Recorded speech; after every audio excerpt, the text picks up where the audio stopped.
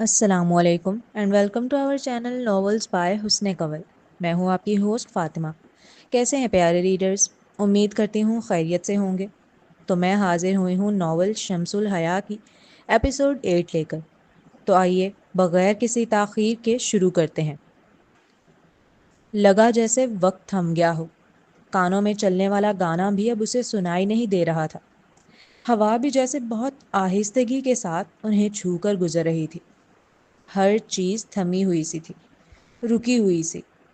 وہ دونوں کتنی ہی دیر ایک دوسرے کو تکتے رہے۔ اس کی پلکیں کسی اور کے نام پر بھیگے، یہ دل کو گوارا نہیں۔ دونوں ایک دوسرے کی آنکھوں میں جھانک رہے تھے ابھی کہ اچانک اسے اپنے والد کی بے بسی بھری آنکھیں یاد آئیں۔ وہ آنکھیں جن میں آنسو تھے، وہ آنکھیں جو منت کر رہی تھی کہ کسی طرح جانشیر کو بلا لو، وہ آنکھیں جو بار بار اس سے کہہ رہی تھیں کہ بیٹا معظم سے شادی کر لو، اور وہ نہیں مان رہی تھی۔ وہ انتظار میں تھی کہ شاید اس سنگ دل کا دل بدل جائے، شاید وہ پگھل جائے، شاید وہ واپس آ جائے، شاید اسے احساس ہو جائے آخری مومنٹ میں ہی صحیح۔ اس نے آخری لمحے تک اس کا انتظار کیا تھا، یہاں تک کہ اپنے والد کی آنکھوں کو بند ہوتے دیکھا۔ وہ نہیں آیا تھا، اور جب وہ اس دن نہیں آیا تو اس کا بعد میں آنا اب کوئی معنی نہیں رکھتا۔ اور اسی خیال میں اس نے اپنے قدموں کو پیچھے کی جانب لیا۔ وہ آہستہ آہستہ اب قدم پیچھے لے رہی تھی۔ جانشیر اسے خود سے دور جاتا ہوا دیکھ رہا تھا۔ اس نے قریب آنا چاہا تو وہ تیزی سے پلٹ کر اوپر کی جانب بھاگی۔ اپنے فلور پر آنے کے بعد اس نے ہیڈ فون اتار کر لاؤنج کے صوفے پر رکھے اور اپنے کمرے کا دروازہ تیزی سے کھولنے لگی۔ میں کل واپس جا رہا ہوں، وہ جاں شیر کی آواز تھی، جسے سن وہ ایک لمحے کے لیے رکی۔ پتہ نہیں کیوں اسے خوشگمانی تھی کہ وہ بتائے گا تو وہ پلٹ کر ضرور دیکھے گی اس کی جانب، مگر بھرم ٹوٹ گیا۔ اس نے پلٹ کے نہ دیکھا، وہ ڈائریکٹ کمرے میں داخل ہو گئی، جیسے اس کی بات سنی تک نہ ہو، جبکہ وہ جانتا تھا اس نے سنی ہے۔ اس کے ہاتھوں کی موومنٹ کو دروازے کے لاک پر آہستہ ہوتے دیکھ لیا تھا اس نے۔ اس کا پلٹ کر نہ دیکھنا بالکل ٹھکرائے جانے جیسا تھا۔ کان لال نہیں ہو رہے تھے، اس کا مطلب صاف تھا غصہ نہیں ہے، مگر آنکھیں لال تھیں، بالکل سرخ۔ وہ مٹھیاں بھینچتے ہوئے صوفے پر بیٹھ گیا تھا۔ پنکھا آج بھی آن نہیں کیا اس نے، اور نہ ہی اپنے اے سی والے کمرے میں گیا تھا۔ وہ جب سے آیا تھا زیادہ تر راتیں اسی کی لاؤنج میں ہی گزر رہی تھیں، بالکل اس کے دروازے کے سامنے۔ چلتے ہیں اگلے سین کی جانب۔ وہ سو رہا تھا جب اس کا سیل رنگ ہوا۔ کال کاشف کی آ رہی تھی، اس کے دوست کی، جو اس کے ساتھ ہی پڑھ رہا تھا 3rd ایئر میں۔ یار فیس کا ارینجمنٹ نہیں ہو پایا ہے، تجھے تو پتا ہے اگر کل تک فیس نہ بھروائی تو وہ لوگ مجھے ایگزام سلپ نہیں دیں گے، اور میں پیپر میں نہیں بیٹھ سکوں گا اور فیل ہو جاؤں گا۔ میں بہت پریشانی کے عالم میں تجھے کال کر رہا ہوں، مجھے پیسوں کی سخت ضرورت ہے، کیا تو تھوڑی مدد کر سکتا ہے؟ کاشف بہت ہی محنتی، خوددار اور زندہ دل لڑکا تھا۔ ڈاؤ یونیورسٹی میں ایڈمیشن لینے کے لیے اس کی والدہ نے اپنی گولڈ کی جیولری بیچی تھی۔ وہ پڑھائی کے ساتھ ساتھ پارٹ ٹائم جاب بھی کر رہا تھا۔ باقی اپنے کلاس فیلوز کے مقابلے اس کی زندگی بہت ہی مشکل دورائے سے گزر رہی تھی۔ پیسوں کی کمی کے سبب وہ یونی کی فیس بھی وقت پہ ادا نہیں کر پا رہا تھا، جس کی وجہ سے اس کی ایگزام سلپ رک جانے کا ڈر تھا۔ کاشف اس سے پہلے بھی 3-4 بار تابش سے مدد مانگ چکا تھا۔ یہی وجہ تھی کہ اب مانگنے میں اسے شدید شرمندگی کا سامنا تھا۔ لیکن کل پیپر تھا، اور اسے پیپر میں نہیں بیٹھنے دیا جائے گا۔ یہ خوف اسے پاگل کر رہا تھا، اس لیے رات کے 2 بجے قریب اس نے بڑی ہمت کر کے پیسے مانگنے کے لیے کال کی۔ اس کی آواز مدد مانگتے وقت روحانسا تھی، جو تابش نے نیند میں ہونے کے باوجود بھی محسوس کر لی تھی۔ وہ اس کی تکلیف اور غم سمجھتا تھا۔ کتنے چاہیے؟ تقریباً 24 لاکھ بھرنے ہیں، جن میں سے 20 کا انتظام میں نے کر لیا ہے، تو بس 4 لاکھ کی مدد کر دے۔ میں ابھی تیرے اکاؤنٹ میں ٹرانسفر کرتا ہوں، تو بے فکر ہو جا، اور آئندہ ایسا کوئی معاملہ ہو تو پہلے بتا دینا، دوست کم بھائی زیادہ ہیں ہم۔ اس نے نہایت دوستانہ انداز میں محبت سے کہا، جس کی مقابل کو سخت ضرورت تھی۔ تابش نے فوراً کال ڈسکنیکٹ نہیں کی، بلکہ کچھ دیر اس سے باتیں کرتا رہا تاکہ اس کا ڈپریشن دور ہو۔ وہ اچھے سے جانتا تھا ان دونوں کاشف کافی ڈپریس رہا ہے. جاب اور یونی کو ایک ساتھ مینیج کرنا اس کے لیے بہت مشکل ہے. پھر پیسوں کا مسئلہ الگ. کاشف سے بات کرنے کے بعد اب اسے نیند نہیں آ رہی تھی، اس لیے بیڈ سے اتر کر وہ کھڑکی کی جانب آیا. اس کی کھڑکی سے بریرہ کے کمرے کی کھڑکی صاف نظر آیا کرتی تھی. ان پر ہمیشہ پردہ ڈلا رہتا تھا، ابھی بھی ڈلا ہوا تھا. پہلے اسکول جاتے وقت وہ اکثر نظر آ جایا کرتی تھی، مگر جب سے اس نے جاب سٹارٹ کی ہے ایک بار بھی نظر نہیں آئی. اور وہ علم رکھتا تھا کہ یہ سلسلہ جب تک اس کا کالج سٹارٹ نہیں ہو جاتا ایسے ہی چلنا ہے. مجھ سے زیادہ خوش نصیب تو وہ بچہ ہے جس کے ساتھ وہ پورا پورا دن گزارتی ہے. مجھے تو صرف ایک جھلک دیکھنے کے لیے ایک ایک گھنٹہ کھڑا رہنا پڑتا ہے، اور پھر بھی وہ نظر نہیں آتی. وہ زیر لب کڑکڑاتے ہوئے واپس بیڈ پر آ کر لیٹ گیا، اور اس نے نہیں دیکھا کہ اس کے مڑتے ہی پردہ ہٹ گیا تھا اور کھڑکی کھلی تھی. وہ لڑکی جس کی ایک جھلک کے انتظار میں وہ اتنے دنوں سے ترس رہا ہے، وہ لڑکی اب کھڑکی کے پاس کھڑے ہو کر آسمان کی جانب دیکھتے ہوئے زاروں قطار رو رہی تھی، اور اسے خبر تک نہیں تھی. دوسری جانب معظم اپنے کمرے میں آ کر بیڈ کراؤن سے ٹیک لگا کر بیٹھ گیا تھا. اس کی آنکھوں میں آنسو تھے. وہ تھک چکا تھا اپنی ماں سے لڑ لڑ کر ایک ہی موضوع پر. وہ جیسے سمجھنا ہی نہیں چاہتی تھی اس کی محبت کو. لیمپ کے بار بار کھل بند ہونے پر رافع کی آنکھ کھلی. وہ پلٹا، اس سے پہلے ہی مرر کے عکس میں اسے اپنا بھائی روتے ہوئے نظر آ گیا تھا، جو لیمپ کا بٹن ہاتھ میں لیے بیٹھا تھا. اس کا دل شدید بھاری ہو گیا اپنے بھائی کو یوں روتا دیکھ. اور یہ پہلی بار نہیں تھا جو وہ معظم کو یوں روتے ہوئے دیکھ رہا تھا. وہ اکثر اپنی ماں سے لڑ کر آنے کے بعد ایسے ہی اکیلا بیٹھ کر روتا تھا. رافع نے کتنی ہی بار دیکھا تھا کہ اس کی ماں اور بہن ڈراموں میں محبت کرنے والوں کو بچھڑتا ہوا دیکھ کر روتی ہیں. کیا انہیں اپنا سگا بیٹا نظر نہیں آتا؟ اس کی محبت نظر نہیں آتی؟ اس کا تڑپنا نظر نہیں آتا؟ یہ حقیقت ہے کہ ڈراموں، فلموں اور ناولوں میں دو محبت کرنے والوں کو جدا ہوتے دیکھ کر رونے والی یہ عورتیں اپنے سگے بچوں کی محبتوں کو چھین کر پرسکون سوتی ہیں. اور یہ رونا بھی انہی بچوں کے نصیب میں آتا ہے جو فرما بردار ہوتے ہیں ماں باپ کے، جنہیں احساس ہوتا ہے اپنے ماں باپ کی عزت کا، ورنہ باغیوں کو تو محبتیں مل جاتی ہیں. اپنے بھائی کو روتا ہوا دیکھ کر بہت غم و غصے کی کیفیت میں تھا وہ.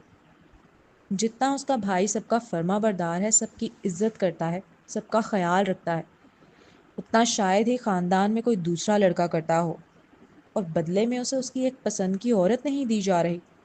وہ بیچارہ روز آ کے روتا ہے. رافع اس لمحے بیٹھ کر بس یہی سوچ رہا تھا کہ جب اسے محبت ہوگی نا تو وہ اپنے بھائی کی طرح روز جا کر اپنی ماں کو منانے کی کوشش نہیں کرے گا. اور یہ بغاوت کیوں آ رہی تھی اس کے ذہن میں؟ اس لیے کیونکہ وہ بڑے بھائی کو بغاوت کرتے دیکھ رہا تھا؟ نہیں، اس لیے آ رہی تھی کیونکہ وہ اپنے بھائی کو فرما بردار ہونے کے باوجود روتے ہوئے دیکھ رہا تھا، وہ بھی اپنی جائز خواہش کے پیچھے. اکثر دیکھا گیا ہے خاندان کے جو چھوٹے بچے ہوتے ہیں نا وہ بڑے باغی سے ہوتے ہیں، اور یہ بغاوت ان میں اپنے بڑے بہن بھائیوں کی فرما برداری اور والدین کی اس کے باوجود ان کے ساتھ کی گئی ناانصافیاں دیکھ دیکھ کر ہی آتی ہے. ہمارے یہاں تو جیسے نسل در نسل یہ قسم کھائی ہے کہ نہ ہمیں محبت ملی نہ ہم تمہیں محبت ملنے دیں گے. لاکھ وہ خود نمازی اور پرہیزگار بندہ ہو، لاکھ اس نے احادیث اور بیانات سنے ہو، لیکن شادی کرتے وقت انہیں بس ایک ہی بات یاد رہے گی: دنیا اور دنیا داری. جتنی دیر اس کا بھائی بیٹھ کر برابر میں روتا رہا اتنی دیر وہ صرف کڑتا رہا. بس نہیں چل رہا تھا جا کے اپنی ماں سے خود لڑ لے اور پوچھے کس بات کی سزا دے رہی ہو بھائی کو، محبت اتنا بڑا گناہ تو نہیں ہے. تھوڑی دیر گزرنے کے بعد اس نے دیکھا کہ معظم کھڑا ہو کر کمرے سے باہر نکل گیا. کہیں خدا نہ خواستہ وہ کچھ کر نہ لے خود کو. یہی سوچ کر وہ بھی تیزی سے پیچھے آیا. بریرہ کے کمرے کے باہر ہی سامنے صوفے پر جانشیر لیٹا ہوا تھا، اپنا بازو آنکھوں پر حائل کیے، لیکن معظم نے اس کی جانب نہیں دیکھا. بریرہ، دروازہ کھولو، مجھے بات کرنی ہے تم سے. اس نے دروازہ نوک کرتے ہوئے جب یہ جملہ ادا کیا تو پاس لیٹے جانشیر کے فوراً کان کھڑے ہوئے. وہ سویا نہیں تھا، اور سوتا بھی کیسے؟ اس کی آنکھوں سے تو بریرہ کی بھیگی پلکوں کا منظر نہیں جا رہا تھا. وہ معظم کے لیے رو رہی تھی۔ کیا 1 سال میں اس کا دل بدل گیا تھا؟ کیسے؟ کیا صرف 1 سال کافی تھا اسے بھلا دینے کے لیے؟ اتنی کمزور محبت تھی اس لڑکی کی۔ بریرہ نے تو دروازہ بعد میں کھولا۔ جاں شیر پہلے اٹھ کے بیٹھ گیا تھا۔ مجھ سے شادی کرو گی؟ اس نوجوان نے کوئی میٹھے لفظوں کا جال نہیں بنا، کوئی اس لمحے کو یادگار بنانے کی کوشش نہیں کی، کوئی لمبی تقریر نہیں کی، بس سادگی سے پوچھا، جس کے بعد اگر وہ ہاں کرتی ہے تو ہمیشگی کے ساتھ اس کی ہو جائے۔ پھر میٹھے لفظوں کے جال بھی بن لے گا، محبت میں شادی کو یادگار بھی بنائے گا، اور لمبی لمبی اس کی تعریفوں میں تقریریں بھی کر لے گا، کیونکہ نکاح کے بعد ہی ان چیزوں کا حسن ہے، ورنہ تو گناہ کے علاوہ کچھ نہیں۔ دروازہ کھولتے ہی معظم کا اتنا ڈائریکٹ سوال بریرہ کو کچھ لمحوں کے لیے ششدر کر گیا تھا، جبکہ جاں شیر نے منہ میں انگارے چبائے تھے۔ رافع چاہتا تھا کہ بریرہ ہاں کرے، کیونکہ وہ جانتا تھا ایک بار بریرہ نے ہاں کر دی تو معظم پھر سب کو خود دیکھ لے گا۔ نہیں، اس کا صاف انکار معظم کے جیسے پاؤں سے جان نکال گیا ہو۔ وہ جس کانفیڈنس کے ساتھ آیا تھا وہ لمحہ بھر میں جیسے بکھر کر رہ گیا ہو۔ وہ بے یقینی کے عالم میں سامنے کھڑی لڑکی کو دیکھنے لگا۔ اس لڑکی کا اتنا ڈائریکٹ ریجیکٹ کرنا جاں شیر تک کو ہلا گیا تھا، لیکن یہ بھی ایک سچ تھا کہ دل میں اس انکار کو سن کر یکدم سکونیت اتر آئی تھی۔ رافع کو کوئی حیرت نہیں ہوئی تھی بریرہ کے جواب سے، کیونکہ جب اس کے والد کا انتقال ہو رہا تھا تب بھی سارے مرد حضرات اسے فورس کر رہے تھے ہاسپٹل میں کہ نکاح کر لو، اس نے تب بھی ہاں نہیں کی تھی۔ کیوں؟ کیا کمی ہے مجھ میں؟ بہت بکھرے ہوئے لہجے کے ساتھ اب وہ یہ سوال کر رہا تھا۔ وہ جاننا چاہتا تھا آخر کیا کمی ہے اس میں۔ مانا وہ جاں شیر کی طرح بہت امیر باپ کا بیٹا نہیں ہے، لیکن پیٹ بھر کے عزت کی روٹی کھلا سکتا ہے اسے۔ پھر وہ کیوں نہیں تھامتی اس کا ہاتھ؟ کس نے کہا آپ میں کمی ہے؟ کمیاں تو مجھ میں ہے ساری، اور میں اپنی کمیوں کا بوجھ آپ پہ نہیں ڈالنا چاہتی زندگی بھر کے لیے۔ میں نہ تو اس وقت آپ کو سپورٹ کر سکتی ہوں، نہ آپ کے ڈاکٹر بننے کے پیسے بھروا سکتی ہوں اپنے باپ سے، نہ ہی آپ کو داماد بن کر آنے پر عزت کے کھانے کھلا سکتی ہوں۔ کچھ بھی تو نہیں کر سکتی میں، اوپر سے موٹی اور سانولی الگ، کوئی جوڑ ہی نہیں ہے ہمارا۔ مانا بڑی امی کڑوا بولتی ہیں مگر کہتی سچ ہیں۔ اس سوال کا جواب اس کے دماغ میں مسلسل چل رہا تھا، لیکن لب بھینچے ہوئے تھے۔ ہمت نہیں تھی اس میں خود کی کمیوں کو خود بیان کرنے کی۔ وہ پہلے ہی زندگی میں بہت قربانیاں دے چکا ہے اس کے پیچھے، مزید قربانیاں نہیں لینا چاہتی اس سے۔ بریرہ کے نزدیک وہ ڈیزرو نہیں کرتا اس جیسی لڑکی کو، اس کے لیے تو کوئی خوبصورت سی امیر باپ کی پری ہی ٹھیک ہے۔ اس نے بہت قربانیاں دی ہیں، اب وہ بھی ڈیزرو کرتا ہے کہ اسے خوشیاں ملیں جو اس کے ساتھ رہتے ہوئے تو ناممکن سی بات ہے۔ وہ یہ بھی اچھے سے جانتی تھی کہ اگر وہ ذرا سی بھی لچک دکھا کر انکار کرے گی، نہ تو معظم زندگی بھر اس کے لیے انتظار کرنے بیٹھ جائے گا، اور وہ ایسا نہیں چاہتی تھی، اس لیے منہ پر سپاٹ لہجے کے ساتھ انکار کیا تاکہ اسے کوئی امید باقی نہ بچے۔ اور یہ اسی کے لیے اچھا تھا۔ بار بار تکلیف ملنے سے کہیں زیادہ بہتر ہے ایک ہی بار دل توڑ دو، تاکہ وہ جوڑ کر کسی اور کی جانب بڑھ سکے۔ خود سے باندھ کے رکھنا خود غرضی کے سوا کچھ نہیں تھا۔ جاں شیر تم سے محبت نہیں کرتا اور نہ کبھی کرے گا، مگر میں کرتا ہوں، اور تم جانتی ہو شروع سے اس بات کو۔ تو کیوں میری طرف قدم نہیں بڑھا رہی؟ کیوں اس شخص کے لیے مجھے بار بار ٹھکراتی ہو؟ میں بھی انسان ہوں، مجھے تکلیف ہوتی ہے بریرہ۔ معظم کو یہی لگ رہا تھا ابھی تک کہ وہ جاں شیر کی محبت میں اسے ٹھکرا رہی ہے۔ بھائی آپ یہاں سے چلیں۔ رافع کو زہر لگ رہا تھا بریرہ کا سپاٹ انکار، اور پھر بت بن کر کھڑے رہنا۔ وہ کیوں ابھی تک جاں شیر کے پیچھے بھاگ رہی تھی؟ کیوں اس پتھر دل لڑکی کو اس کے بھائی کی محبت نظر نہیں آ رہی تھی؟ اپنے بھائی کو مزید اس لڑکی کے آگے محبت کی بھیک مانگتا ہوا نہیں دیکھ سکتا تھا وہ، اس لیے اسے لے جانے لگا۔ 1 منٹ، وہ بڑی ہمت کر کے آیا تھا، ایسے کیسے چلا جائے؟ بس اس پتھر دل لڑکی کی ہاں کی دیر تھی اسے، اور وہ اب بھی اسی وقت نکاح کرنے کے لیے تیار کھڑا تھا۔ بریرہ، تمہیں سوچنے کے لیے وقت چاہیے تو وقت لے لو، لیکن یوں انکار نہ کرو۔ میں واقعی تم سے محبت کرتا ہوں، اور میں اسی وقت اسی لمحے تم سے نکاح کرنے کے لیے تیار ہوں، مجھے پرواہ نہیں ہے کسی کی۔ بریرہ کے دونوں ہاتھ اپنے ہاتھوں میں لے کر اس کی آنکھوں میں جھانکتے ہوئے بھروسہ دلانے کی کوشش کرنے لگا کہ اگر وہ ڈر رہی ہے یا کسی اور وجہ سے پیچھے ہٹ رہی ہے تو نہ ڈرے، وہ ساتھ کھڑا ہے، وہ اسی وقت نکاح کرنے کے لیے تیار ہے، بس وہ ہاتھ تھام لے، وہ نہ چھوڑے۔ رافع اور جاں شیر کو اس لمحے وہ معظم نہیں لگا جو ہر وقت رعب اور دبدبے میں رہتا ہے، ہر وقت بھرم کے ساتھ چلتا ہے، بہت سنجیدگی سے باتیں کرتا ہے، بہت تحمل سے دوسروں کی سنتا ہے۔ اس لمحے تو وہ کوئی ضدی بچہ لگا جو بضد تھا کہ بس میرا ہاتھ تھام لو۔ رافع کے نزدیک وہ صرف شرمندہ کر رہا تھا خود کو یہ سب کہہ کر۔ اس پتھر دل لڑکی نے نہیں بدلنا، وہ لڑکی جو اپنے مرتے ہوئے باپ کی آخری خواہش پر نہ پگھلی، وہ اس کے آنسوؤں سے پگھل جائے گی، یہ کیسے سوچ لیا اس نے؟ اسے لگا تھا انکار ہی تو کرنا ہے، وہ کر دے گی اور مقابل چلا جائے گا، لیکن اسے یوں ٹوٹتا ہوا دیکھ کر، یوں بکھرتا ہوا دیکھ کر اسے خود کتنی تکلیف ہو رہی تھی، اس بات کا اندازہ وہاں موجود ان تینوں لڑکوں میں سے کسی کو نہیں تھا۔ تابش، کاشف اور معظم ایک ساتھ ہی پڑھتے تھے۔ پھر 1 سال پہلے اپنے والد کے انتقال پر اس نے معظم کو اچانک پڑھائی چھوڑ کر اپنے والد کے ساتھ کریانے کی دکان پہ جاتے دیکھا۔ جب سب نے وجہ پوچھی تو اس نے یہ کہہ کر ٹال دیا کہ پاپا کی طبیعت خراب رہتی ہے، انہیں دکان پہ میری ضرورت ہے، اور پھر مجھ سے ڈاکٹری نہیں پڑھی جا رہی۔ یہ تو کسی کو کانوں کان پتہ ہی نہیں چلنے دیا کہ بڑے ابو نے جو اس کے ڈاکٹر بننے کے لیے الگ سے جمع پونجی رکھی تھی، وہ ساری تو اس نے اپنے چاچا کے علاج میں لگا دی۔ ابھی بھی اسے پڑھائی چھوڑے صرف 1 سال ہی ہوا تھا۔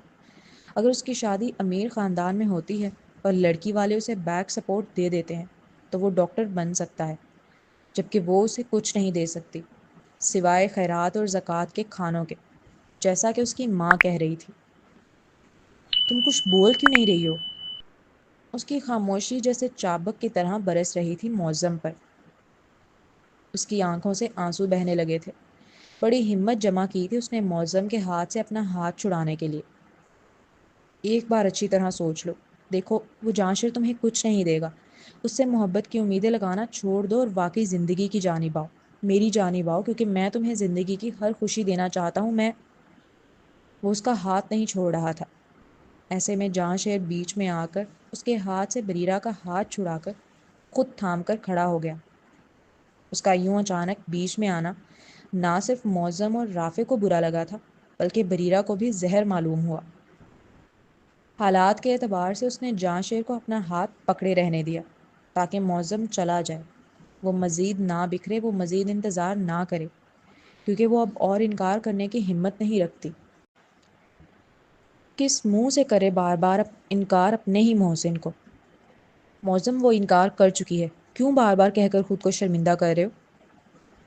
معظم کا حد سے زیادہ اصرار کرنا اور ہاں کروانے پر بضد رہنا۔ اسے ڈرا گیا تھا کہ کہیں وہ بریرہ کو جذباتی کر کے ہاں نہ کروا لے، اسی لیے تیزی سے بیچ میں آیا۔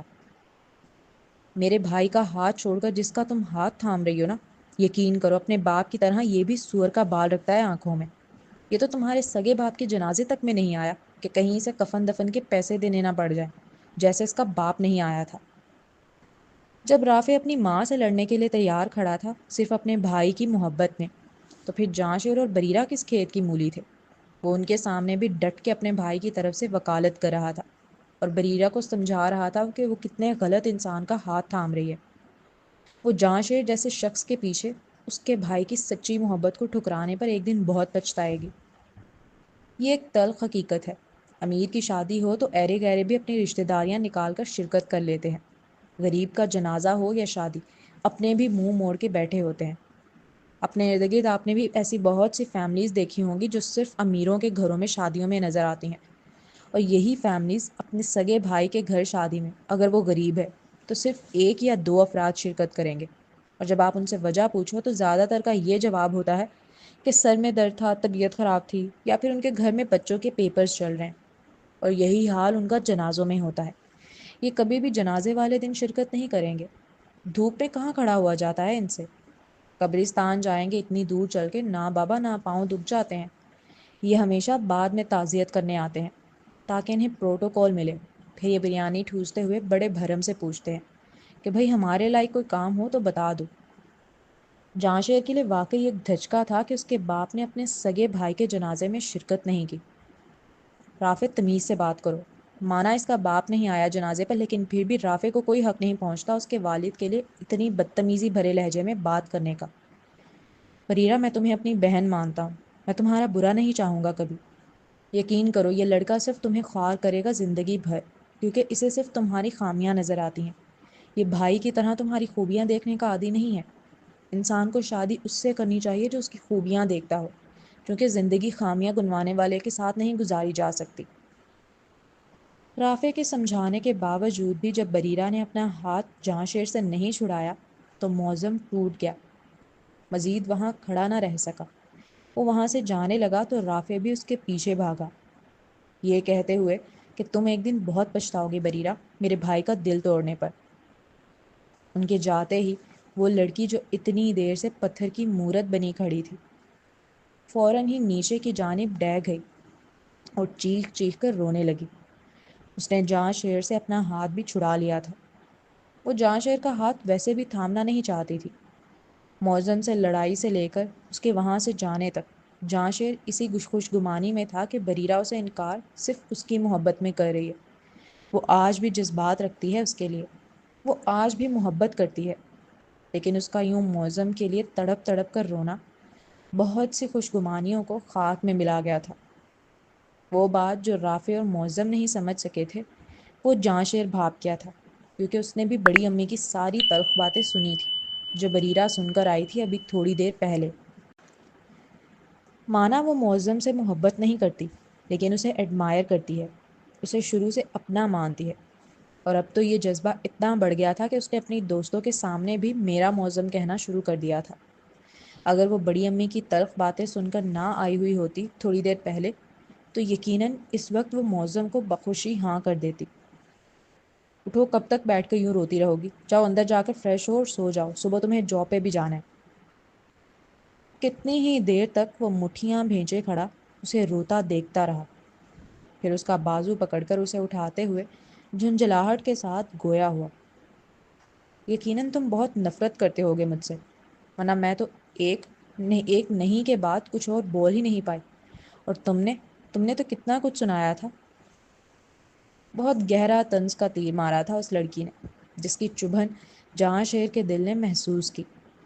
آپ کسی محبت کرنے والے کے پروپوزل پر انکار ہی کر دو نا، بہت بڑی بات ہوتی ہے، بڑا جگرا چاہیے ہوتا ہے، بہت ہمت چاہیے ہوتی ہے، بار بار احساس ہو رہا ہوتا ہے کہ آپ اس کا دل توڑ رہے ہو جس میں آپ رہتے ہو۔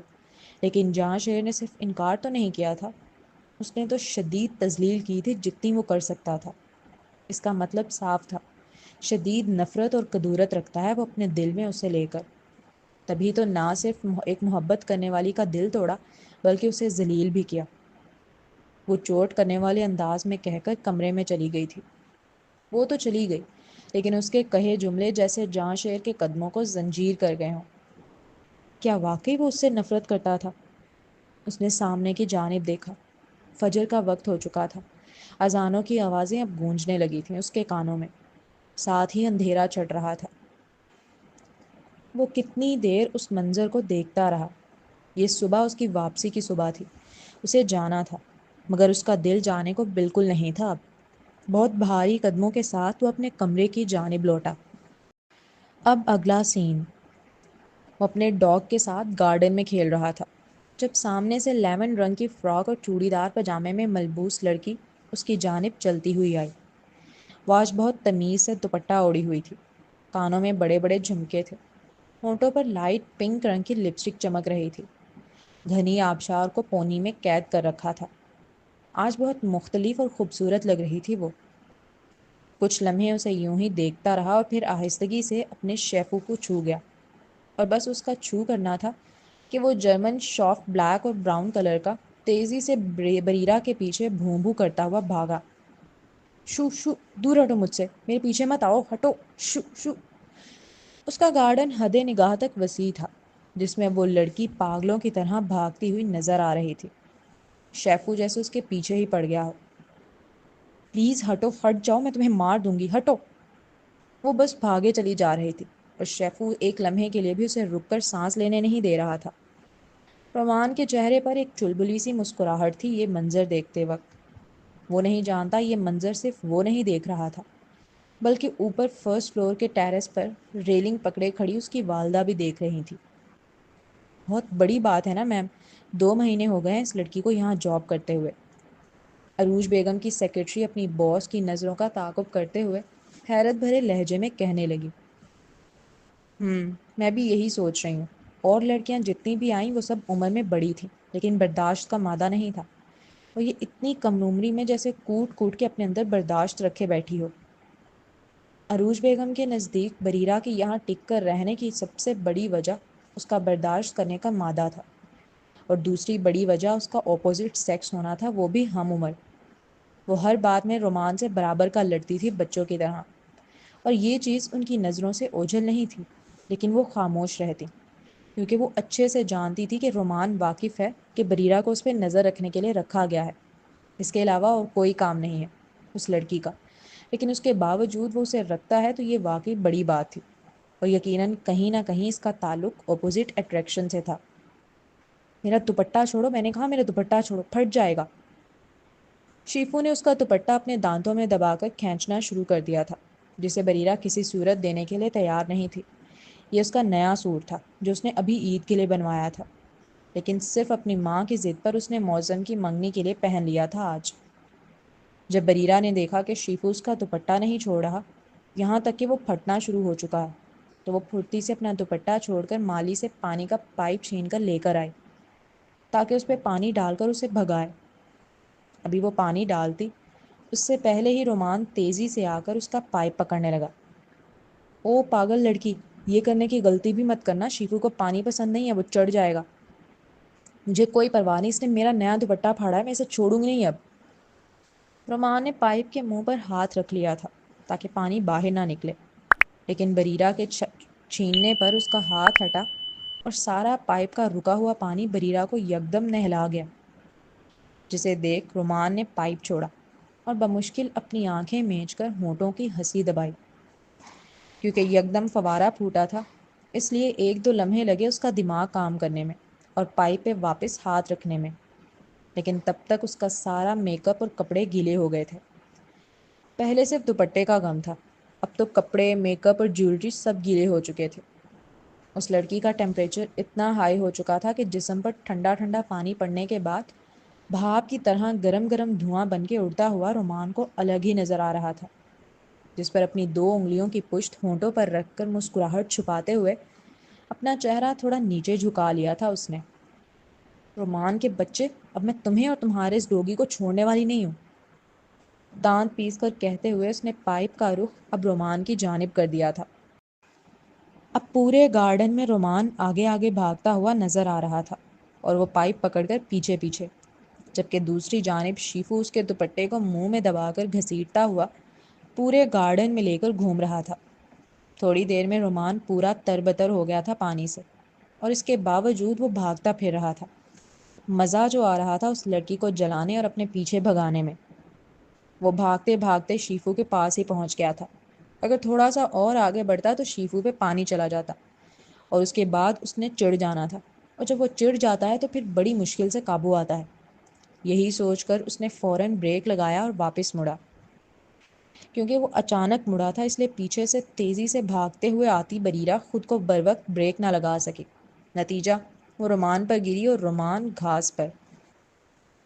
میں تو مر گیا، وہ رومان کی بے بس اور کراہ بھری آواز تھی، جس پر وہ اس کی آنکھوں میں جذبز ہو کر جھانکنے لگی، مگر مقابل اس کی آنکھیں کب دیکھ رہا تھا؟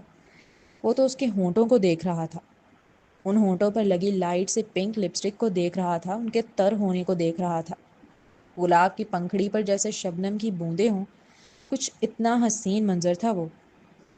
بریرہ کا غصہ اس وقت پیک پر تھا، بس نہیں چل رہا تھا اس کا منہ نوچ ڈالے۔ ایسے میں وہ اس کی نزدیکی کو، اس کی قربت کو محسوس نہیں کر پائی، جبکہ مقابل کر رہا تھا، اور بڑی شدت سے کر رہا تھا۔ مجھے یہ ڈیتھ لک بعد میں دے لینا، ابھی اٹھو بلڈوزر صاحبہ، ورنہ بچے نے دب کے مر جانا ہے نیچے۔ دنیا جہاں کی معصومیت چہرے پر سجائے تھوڑی سی لہجے میں جھنجھلاہٹ لیے کہنے لگا، اور اگر رومان سر کو اس سے محبت ہو گئی تو کم عمری میں ہونے والی محبتیں بڑی گہری ہوتی ہیں، زندگی بھر اپنا رنگ نہیں چھوڑتی۔ مانا وہ ان کی باتیں نہیں سن سکتی تھیں دور کھڑے ہونے کے سبب، لیکن جو منظر وہ دیکھ رہی تھی اس کے بعد عروج بیگم کی سیکرٹری اپنا خدشہ ظاہر کرے بغیر نہ رہ سکیں۔ ابھی میرے بیٹے کا ٹیسٹ اتنا گرا ہوا نہیں ہوا کہ وہ اس جیسی سے محبت کرے. ہاں ٹائم پاس اور دل لگی کر سکتا ہے، تو وہ تو لڑکے کرتے ہی ہیں ایڈونچر کے لیے. وہ ناک سے مکھی اڑانے والے انداز میں کہہ کر وہاں سے چلی گئی تھی. ان کے نزدیک جو ممکن ہی نہیں اس کی کیا فکر کرنا. رومان کے ارد گرد ہزاروں حسین پریاں رہتی ہیں، اس کی لاکھوں فین فالوئنگ ہے، ایسے میں وہ بریرہ جیسی لڑکی کو دل دے ہی نہیں سکتا. تم نے اور تمہارے اس ڈاگ نے میرے سارے کپڑے خراب کر دیے. اب میں کیا پہن کر جاؤں گی اپنے کزن کی منگنی میں رات کو؟ وہ وہیں گارڈن میں بیٹھ کر رو رہی تھی اب، جبکہ رومان شیفو کو پیار کرتے ہوئے اس کے منہ سے دوپٹہ نکال رہا تھا. وہ دوپٹہ ایک تو لائٹ کلر کا ہونے کی وجہ سے کافی گندا ہو چکا تھا، دوسرا وہ جگہ جگہ سے پھٹ گیا تھا، اس لیے پہننے کے قابل نہیں بچا تھا. تو کس نے کہا تھا چھمک چھلو بن کر یہاں آنے کے لیے؟ وہ چڑھتے ہوئے کہنے لگا. میرے کزن کی منگنی ہے، یہاں سے جاتے ہوئے لیٹ ہو جاؤں گی، پھر تیار ہوں گی تو مزید لیٹ، وقت پر نہیں پہنچ سکوں گی وہاں، اس لیے تیار ہو کر ہی آگے کہ ڈائریکٹ یہاں سے رکشہ پکڑوں گی اور پہنچ جاؤں گی. تو کزن کی منگنی ہے، تمہاری تھوڑی. اتنا تیار ہو کر جانے کی کیا ضرورت ہے؟ رومان کے لہجے میں خاصا اعتراض تھا اس کی تیاری کو دیکھ کر، کیونکہ جس سے میرے کزن کی منگنی ہو رہی ہے اس کے 2-3 بھائی بھی ہیں اور وہ بہت امیر ہیں، ان کی حیدری میں دکانیں ہیں اور اچھا کھاتے پیتے ہیں. تو میری ماما چاہ رہی تھی کہ میں خوب تیار ہو کر جاؤں تاکہ ان کے بھائیوں میں سے کسی ایک کو پسند آ جاؤں اور وہ میرے عشق میں دیوانہ ہو کر دوسرے ہی دن میرا رشتہ لے کر میرے گھر چلائے اور کہے اب میں شادی کروں گا تو صرف بریرہ ہضم تم سے ہی کروں گا، ورنہ کنوارا مر جاؤں گا، کنوارا مر جاؤں گا، کنوارا مر جاؤں گا. آخری جملے پر اس نے اپنے ہاتھ کو ہلکا سا موڑ کر پیشانی پر ٹکایا، پھر چہرے کی تھوڑی کو تھوڑا اٹھا کر نہایت مظلومانہ لہجے میں یہ جملہ ادا کیا، وہ بھی فلمی اداکاری کرتے ہوئے. کنوارا مر جاؤں گا کہتے وقت اس نے پہلے سیدھا ہاتھ لگایا، پھر جب دوسری بار ادا کیا تو الٹا ہاتھ لگایا، پھر جب تیسری بار کہا تو واپس اپنا سیدھا ہاتھ یوز کیا، اور ان تینوں بار اس نے اپنے چہرے کی سمت کو بھی دائیں بائیں جانب پھیرا تھا، وہ بھی جلدی جلدی نہایت جذباتی لہجے میں کہتے ہوئے. مالی پائپ لینے اسی وقت آ کر کھڑا ہوا تھا. رومان نے پہلے نہایت بیزاریت سے اس سے پوچھا ہو گیا، اور پھر مالی کی جانب دیکھ. 5,000 کاٹو اس کی اوور ایکٹنگ کے. بریرہ نے اس کے طنزیہ جواب پر منہ پھلایا، جبکہ مالی مسکراتے ہوئے پائپ لے کر چلا گیا تھا. اب وہ بینچ پر بیٹھ کر کپڑے سکھا رہی تھی دھوپ میں، جبکہ رومان شیفو کے ساتھ کھیلنے میں لگا پڑا تھا. وہ بار بار پیپسی، ایک پتلی سی پلاسٹک کی گول پلیٹ جو لال رنگ کی تھی، اچھالتا بہت دور جا کر گرتی اور شیفو سے لینے کے لیے بھاگتا، پھر اسے منہ میں دبا کے لاتا اور دوبارہ اسے پکڑاتا. ان کا گیم اسی طرح چل رہا تھا جسے دیکھ دیکھ کر بھی بریرہ کو بوریت ہو رہی تھی. بڑا ہی عجیب بندہ لگتا تھا بریرہ کو وہ. انسانوں سے اسے ذرا لگاؤ نہیں تھا، ذرا عزت نہیں کرتا تھا وہ کسی کی، ذرا محبت نہیں دکھاتا تھا، نہ روٹھا سا، بالکل خشک مزاج، مگر جانوروں پر جیسے جان وارتا ہو. وہ اپنے ہر پیٹ پر بڑی محبت نچھاور کرتا، چاہے وہ اس کے گھوڑے ہوں یا ایکویریم کی مچھلیاں ہوں، یا اس کے مکاؤ اور افریقی گرے طوطے ہوں. ان سب کے ساتھ ہی وہ کافی وقت گزارتا، انہیں بہت پیار سے رکھتا. شیفو تو نہاتا بھی صرف اسی کے ہاتھ سے تھا. بریرہ، وہ ابھی دھوپ ہی لگا رہی تھی جب رومان نے اسے بلایا. کیا؟ اپنی جگہ بیٹھے بیٹھے ہلکا سا چڑھتے ہوئے استفسار کیا. ادھر آؤ جلدی. ایسے ہی بول دو نا. ارے کال آ رہی ہے، جلدی آؤ. اس کی بات سنتے ہی بریرہ نے دانت پیسے. تو نہایت ہی کوئی ہڈ حرام قسم کا لڑکا تھا وہ، ہل کر پانی تک نہیں پینے والا. بندہ بلوٹوتھ لگا لے، پر نہیں، اسے تو فری کا بریرہ ٹچ چاہیے ہر وقت. وہ کڑتی ہوئی اس کے پاس پہنچی. اسے پتا تھا سیل نکالنے کا کام بھی اسے ہی کرنا ہے، کیونکہ شہزادے صاحب تو پاکٹ میں ہاتھ ڈالنے کو بھی زحمت سمجھتے ہیں. اس کی پاکٹ سے موبائل نکال کر کال اٹینڈ کر کے سیل اس کے کان سے لگایا. بس سر پہ تاج پہنانا باقی رہ گیا تھا، ورنہ رومان بابا لیتے تو اس سے بالکل شہزادوں والا ٹریٹمنٹ تھے.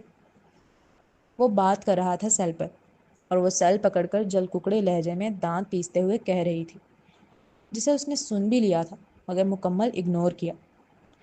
وہ بالکل ٹھیک بات کر رہا تھا، اور پھر اچانک پتہ نہیں دوسری جانب سے ایسا کیا کہا گیا کہ بریرہ نے محسوس کیا کہ اس کے رنگ بدلے ہیں.